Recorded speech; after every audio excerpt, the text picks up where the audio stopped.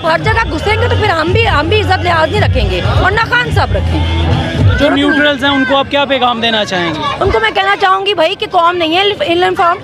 अगर जो चूरन आप बेचना चाह रहे हो और हम नहीं खरीदना चाह रहे तो उसका मतलब ये नहीं है कि हम इल इन्फॉर्म्ड है। और अपने इस बयान के लिए आप कौम से माफ़ी मांगे। अब माफ़ी मांगे। आप कौन होते हैं इतनी बड़ी सीट पे बैठने वाले? आप इंटरनेशनल आप टीवी पे आके कहें, नेशनल टेलीविजन पे, कि हमारी यूथ इल इन्फॉर्म्ड है। ये तो मिसगाइडेड है। मतलब हाउ डेयर यू। आपकी पूरी यूथ है, लोगों का मुल्क चलते हैं यूथ के सर पे। आप लोगों को बता रहे हैं कि आपकी यूथ किसी काम की ही नहीं है, ये जाहिल है, इनको पता कुछ नहीं है। आप इतनी बड़ी कुर्सी पे, आपको इतनी बड़ी जिम्मेदारी है जो बता सकता हो कि मेरा मुल्क है, मैं तुम लोगों की जंग में क्यों लड़ूं, मैं अपने फौजी क्यों शहीद कराऊं? अपनी जंगें खुद लड़ो जाके। हमें क्या फायदा हुआ इनकी जंग लड़ने का? इनको आदत ही लीडरों को पर्चियां पकड़ के जाते थे और पाए निहारी की दावतें दे के वापस आ जाते थे। हमें पहली दफा इनको बर्दाश्त नहीं हो रहा ना कि कैसे किसी लीडर ने हमें कह दिया एब्सोल्युटली नॉट। तो हमें तो ऐसा लीडर चाहिए। अस्सलाम वालेकुम मैडम, क्या हाल है आपका? मैं ठीक हूँ, आप कैसे? आज आप क्यों आई हैं, क्या वजह है आपकी? आज हम सेलिब्रेट करने आए हैं। सुबह जो असेंबली डिसॉल्व होने वाली है और हमजा फारिग होने वाला है, हम उसको सेलिब्रेट करने आए हुए हैं। इतनी कॉन्फिडेंट है आप? पहले ही शोर सुबह हम कुर्बानी करने वाले हैं। जो बकरी है ना वो ज़िबा होने वाली है सुबह। मुर्गी ज़िबा हो जाएगी सुबह? सॉरी, जो बकरी मुर्गी है ना सुबह ज़िबा हो जाएगी। ठीक है, तो जो लोटा हो गया है, ज़मीर का सौदा कर गया, उसका क्या कहेंगी? वो बस अब एक कर गया है और ये सिर्फ पैसे तो नहीं ना दे रही है, डरा धमका भी तो रहे हैं ना। वो एक हो गया, अली अमीर गंडापुर आ गए हैं, अब धमकियाँ लगाएं जरा। हमने चौकीदार तगड़ा बिठा दिया। ठीक है, तो जो जरदारी साहब भी आ गए यहाँ पे नोटों की बोरियां लेके ज़मीरों के सौदे करने। वो तो उनके पास आराम का पैसा बहुत है ना।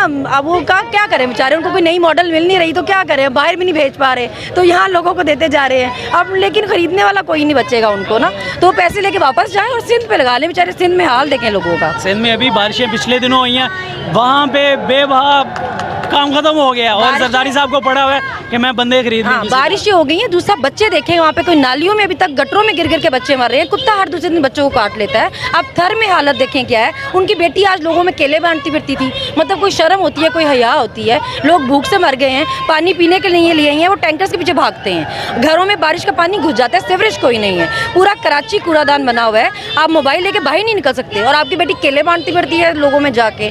मतलब कैसे लीडर्स हैं ये? मरियम साहिबा कहती हैं शहबाज शरीफ और मियाँ साहब की जो फैमिली है, शरीफ ख़ानदान की फैमिली, इनकी नस्लों ने तैयारी की हुई है अवाम की खिदमत करने की। मतलब कोई उन्हें डर नहीं है, वो आके सीधा कह रही हैं हाँ हम हुक्मरान है और आप लोग गुलाम हैं। क्या सोचा उनकी? कौन सी नस्लें? आधी नस्लें तो उनकी भाग गई हुई है, मफरूर है। उनका बाप, उनके भाई उनको छोड़ के भाग गए हैं। कौन सी नस्लें? और उनको यहाँ कोई मुंह नहीं लगाता। वो तो नाअहल है, वो तो काउंसलर का इलेक्शन नहीं लड़ सकती हैं। कहाँ पे है? मतलब कैसे करेंगी वो? और अब उनकी ये जो ड्रामेबाजी है ना, इसमें लोग बेवकूफ़ नहीं बनने वाले। अब हमने एक नस्ल तैयार की है जो इनका पता करेगी, इनका एहतसाब करेगी। हमारे बच्चे भी और हम भी। हम इनको बता के जाएंगे और हम खुद भी इनको बताएंगे कि आपने ये आपकी ये चूरन अब आपका नहीं बिकने वाला, ये हम खरीदने को तैयार नहीं है। तो खान साहब को आप क्या पैगाम देना चाहेंगे आज के इस प्रोटेस्ट से, इस जलसे से? मैं उनको ये पैगाम देना चाहूँगी, जैसे आपके दौर में ये आज़ाद घूमती रही है ना, 3 आपके दौर में ये मार्चेस हुए और इनके किसी के घर में कोई नहीं घुसा, इनका कोई बंदा गिरफ्तार नहीं हुआ। ये सज़ा याफ्ता होने के बावजूद भी बेल पे बाहर घूमती रही है। अब ये सबके सब जेलों में होने चाहिए। अब की बार भी अगर इंसाफ नहीं ना हुआ और इनको सजाएं नहीं हुई तो फिर आप अपने वोटर से ये मत कहिएगा कि वो नाराज़ क्यों हो गए मेरे से। अब जो हमारे साथ हुई है ना, जो शेलिंग हुई है, जिस तरह हमारे घरों में घुसे हैं, इसका हिसाब चाहिए हमें। खान साहब यही कहते हैं कि 25 मई को जो हुआ था वो हम भूलने वाले नहीं हैं। अच्छा होगा अगर वो ना भूलें और वो ज़रा इनको भी याद करा के रखें इन्होंने जो किया। अब हमें जवाब चाहिए। अब हमें आप जवाब दें। आपको क्या लगता है कौम में इस वक्त इतना शऊर आ चुका है कि सही और गलत में फैसला कर लें?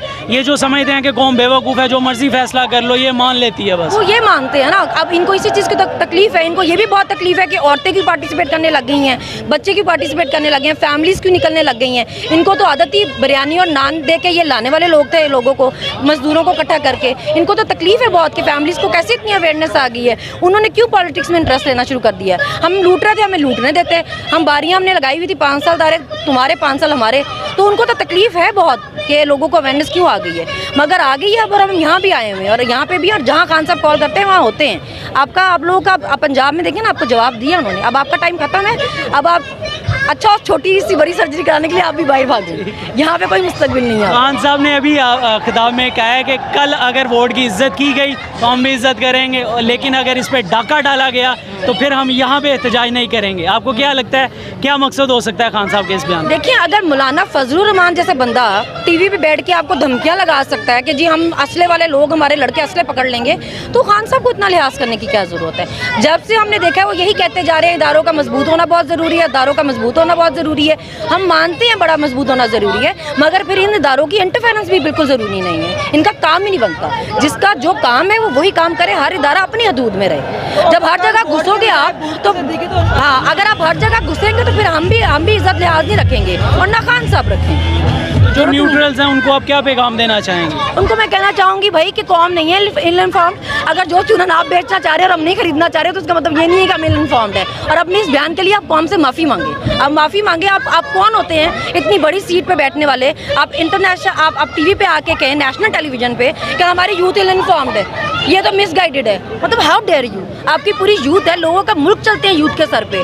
आप लोगों को बता रहे हैं कि आपकी यूथ किसी काम की ही नहीं है, ये जाहिल है, इनको पता कुछ नहीं है। आप इतनी बड़ी कुर्सी पे, आपको इतनी बड़ी जिम्मेदारी है। बाशिर साहब ने तो बरमला कह दिया था कि बेगर्स आर नॉट चूजर्स। हाँ। हम जो हैं वो जो फैसला करोगे हम मान लेंगे, हम चूजर्स नहीं है भाई, चूज नहीं कर सकते। तो ये बेकारी जिनको पसंद है वो इनको लीडर माने, अपना इनको लीडर रखे भी। हम क्यों माने? हम हैं खुद भी नहीं है फकीर और हमें लीडर भी नहीं है चाहिए फकीर। हमें एब्सोल्युटली नॉट कहने वाला लीडर चाहिए, जो आंखों में आंखें डाल के बात कर सकता हो, जो बता सकता हो कि मेरा मुल्क है, मैं तुम लोगों की जंग में क्यों लड़ूं, मैं अपने फौजी क्यों शहीद कराऊं, अपनी जंगें खुद लड़ो जाके। हमें क्या फ़ायदा हुआ इनकी जंग लड़ने का? इनको आदत ही लीडरों को पर्चियां पकड़ के जाते थे और पाए निहारी की दावतें दे के वापस आ जाते थे। हमें पहली दफ़ा इनको बर्दाश्त नहीं हो रहा ना कि कैसे किसी लीडर ने हमें कह दिया एब्सोल्युटली नॉट। तो हमें तो ऐसा लीडर चाहिए, हमें हमारी आज़ाद फॉरेन पॉलिसी चाहिए। शहबाज शरीफ ने कहा था कि कपड़े बेच के आटा सस्ता करूँगा, और लिटरली अभी मुझे अवाम ये जवाब दे रही है कि ये कपड़े ना बेचें, जो लंदन के फ्लैट हैं वो बेचें, जो अपने घर बनाए हुए हैं जाती उम्रा में बड़े बड़े ये बेचें। तो ये इस टाइम कौम का शौर लेवल है। हाँ, वो लोगों को समझते कि लोग कौम अभी भी पागल है, लोग अभी भी इनको कुछ नहीं पता। लोगों को जैसे पता ही नहीं है ना कि इनकी कैसे ये सारी मिल्स और फैक्ट्रीज कैसे लग गई हैं। और हर मुल्क में देखें, सऊदी अरब में इनके मिल्स है, फैक्ट्रीज हैं, इंडिया में इनके बिजनेसेस हैं, इंग्लैंड में इनके बिजनेसेस हैं, पाकिस्तान में हर दूसरा बिजनेस इनका है। तो आप वो ना वापस करें, आप अपने कपड़े बेचें। आपके कपड़े खरीदने किसने हैं? मतलब आपके कपड़े, एक तो वैसे आप 2 फुट के, आपके कपड़े पूरे किसको आने हैं? ऊपर से आपके कपड़े खरीदने, इतनी घटिया आपकी ड्रेसिंग है, वो पहनने किसने, खरीदने किसने? अपनी देख लें और हमजा शहबाज की देख लें, कोई डिज़ाइनर तो सही रख लें अपना। मतलब आप प्राइम मिनिस्टर हैं किसी भी मुल्क के आप, और आप किसी भी जगह चले जाते हैं ऐसे हुलिये में। मतलब कोई शर्म होती है भाई, कोई हया होती है भाई।